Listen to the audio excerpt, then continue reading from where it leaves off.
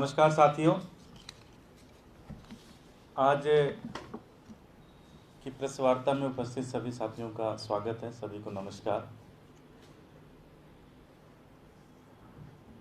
पिछले कई सालों से आप लोगों ने देखा होगा कि जब जब एमसीडी के ऊपर कोई भी विपत्ति आती थी, जब जब एमसीडी के ऊपर कोई समस्या आती थी, तो हर बार वो दिल्ली सरकार को दोष देते थे।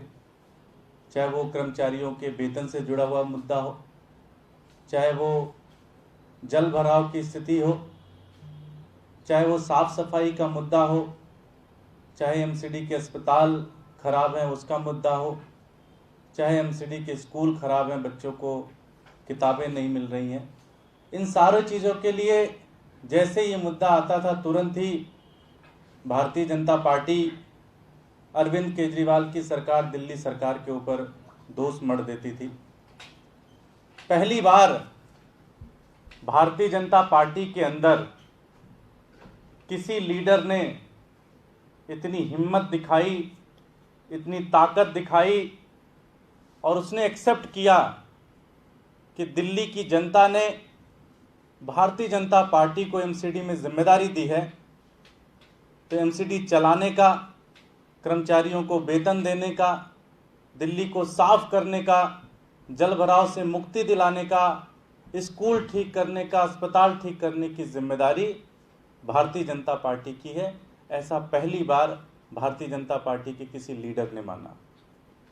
कल साउथ एमसीडी की मेयर श्रीमती अनामिका जी ने मीडिया में कहा, उनका बयान आया कि अब उन्हें दिल्ली सरकार से, अरविंद केजरीवाल की सरकार से कुछ नहीं चाहिए, अब वो खुद एमसीडी को आत्मनिर्भर बनाएंगी। 14 साल से दिल्ली की जनता ने भारतीय जनता पार्टी को वोट देकर उनसे अपेक्षा की थी कि वो सरकार चलाएंगे, लेकिन 14 साल तक वो अपनी जिम्मेदारियां दूसरों पे डालते रहे। लेकिन पहली बार किसी भारतीय जनता पार्टी के लीडर ने ये एक्सेप्ट किया, ये माना कि उनकी जिम्मेदारी है और उन्होंने कहा कि वो एमसीडी को आत्मनिर्भर बनाना चाहते हैं, आत्मनिर्भर बनाएंगे। और यही बात आम आदमी पार्टी भी कह रही है, कई सालों से कह रही है।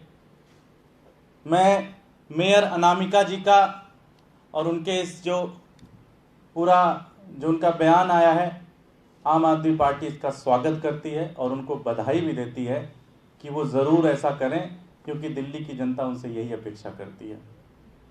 क्योंकि दिल्ली की जनता ने उनको वोट देकर एमसीडी में भेजा है कि दिल्ली की जनता का काम करे वो, ना कि जब भी कोई समस्या आए तो अपनी जिम्मेदारियां दूसरों पर डाल दें। इस मौके पर आम आदमी पार्टी भारतीय जनता पार्टी की एमसीडी को कुछ सुझाव भी देना चाहती है। अगर उनको अच्छा लगे, अगर उनको लगता है कि इन सुझावों में दम है, तो वो इस सुझावों को ऊपर पालन कर सकती हैं, हमसे मदद भी ले सकती हैं। मैं बस एक आंकड़ा आपसे शेयर करना चाहूँगा। जब आम आदमी पार्टी अरविंद केजरीवाल की सरकार 2015 में आई, तो उस समय हमारा बजट लगभग 28,000 करोड़ रुपए था। पिछले 5 सालों में आम आदमी पार्टी ने बड़ी ईमानदारी से काम किया, बड़ी मेहनत किया।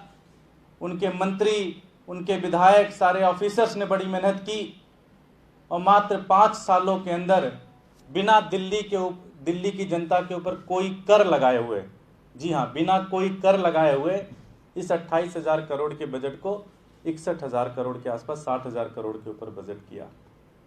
वहीं एमसीडी में वास्तविक बजट के हिसाब से अगर मैं कहूं तो 2015 में लगभग 10,000 करोड़ बजट था और आज 2020 में लगभग 11,340 करोड़ रुपए बजट है।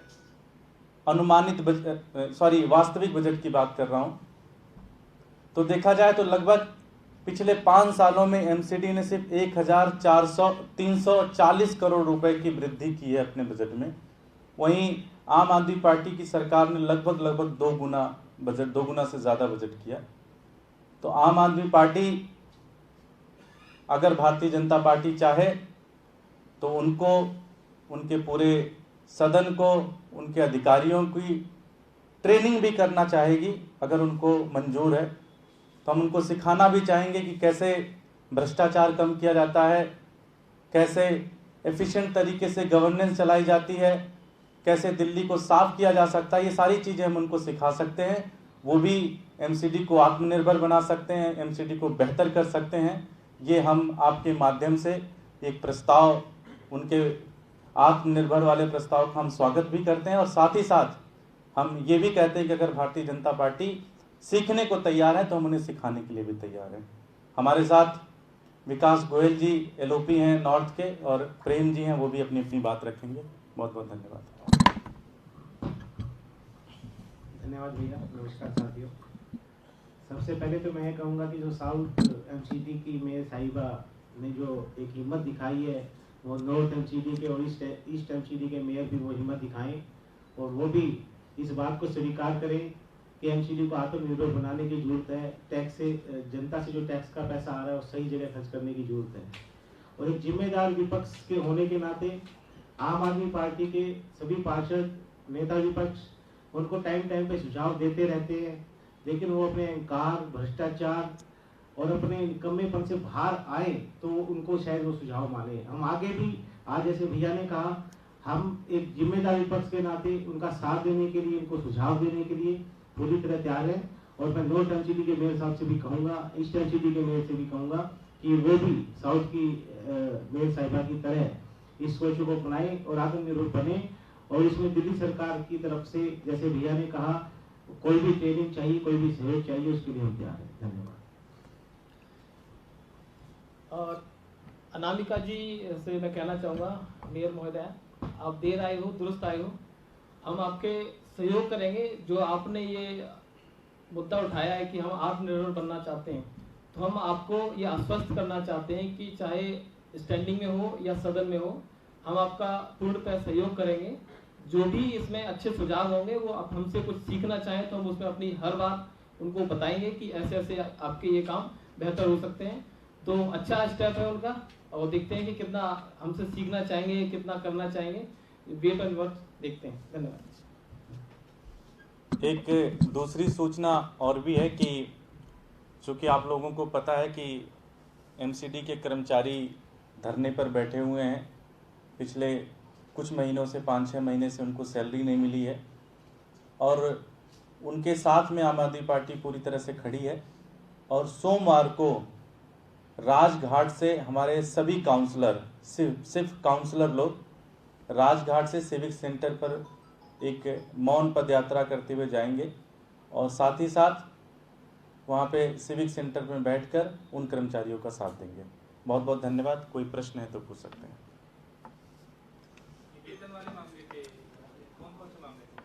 वेतन जो कर्मचारी जो वेतन के लिए बैठे हुए हैं। किस तरीके की ट्रेनिंग आप देना चाहते हैं बीजेपी के पार्षद को? ट्रेनिंग में क्या सिखाना चाहते हैं? देखिए, दिल्ली सरकार ने, शायद हिंदुस्तान के अंदर पहली एक ऐसी सरकार है जिसने अपने बजट को 2 गुना किया, बिजली फ्री किया, पानी फ्री किया, फ्लाईओवर्स बनाए इतने ज़्यादा। मैं कल देख रहा था कि जितने फ्लाईओवर दिल्ली के अंदर अभी बने हैं, अगर उसके अंदर पैसे बचत को दिखाया जाए तो कम से कम हज़ारों करोड़ रुपए तो आम आदमी पार्टी की सरकार ने फ्लाईओवर से बचाए। तो ये सारी चीज़ें हम उन्हें बताना चाहेंगे कि भ्रष्टाचार कैसे ना करें, अधिकारियों के साथ कैसे मिलकर काम करें, और दिल्ली की जनता का विकास कैसे कर सके। अगर इसमें हमारा कोई सुझाव बनता है तो हम जरूर सुझाव देना चाहेंगे। कोई प्रश्न और? Thank you ji.